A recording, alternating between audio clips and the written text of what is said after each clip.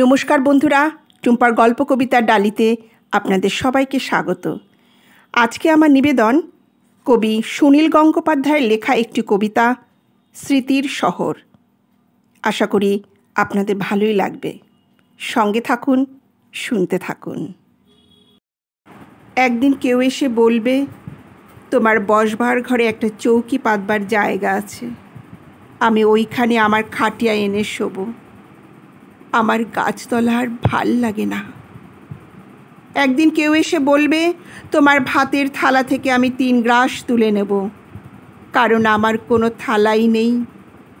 আমার অনাহার একঘেয়েমির মতন ধিক ধিক করে জ্বলছে, আর আমার ভাল লাগে না। গাড়ির বারান্দার তলা থেকে ধুলো মাখা 3টে বাচ্চা ছুটে এসে বলবে, ওগো, আমরা বাসি রুটি চাই না, 5 নয়া চাই না। আমাদের ছাই রঙের হাফ প্যান্ট আর সাদা শার্ট পরিয়ে চুল আঁচড়ে দাও। আমাদের গাল টিপে দিয়ে বলো, সাবধানে, আমরাও স্কুলে যাব। একদিন কয়লা খনির অন্ধকার থেকে উঠে আসবে একজন কালো রঙের মানুষ।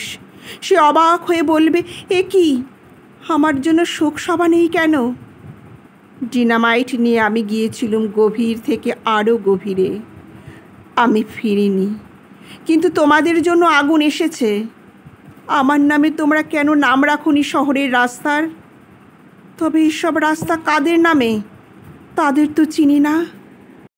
একদিন ধান খেতে কাদা জল মেখে দাঁড়ানো একজন মানুষ নিজের চেয়ে আরও অনেক লম্বা হয়ে উঠে গলা তুলে বলবে, তোমরা যারা কোনো দিন কাদা জল মাখনি, মাটিতে শোনোনি কোনো আওয়াজ, জানো না ঘাম রক্ত উৎকণ্ঠায় সবুজ হয় সোনালি, সেই তোমরাই শস্য নিয়ে রাহাজানি করো, আর আমার সন্তানেরা থাকে উপবাসী।